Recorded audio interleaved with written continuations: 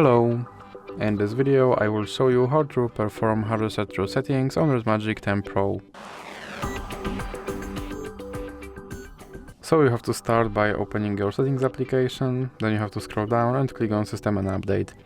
And now go to Reset Options and then click on Erase All Data Factory Reset and click Erase All Data again. Now you have to enter your lock screen pattern and click on Erase All Data.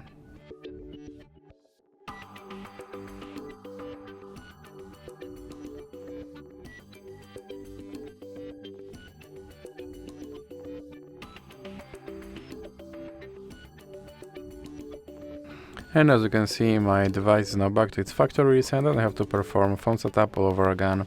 So that's it for this video. If you liked it, please remember to leave a like and subscribe.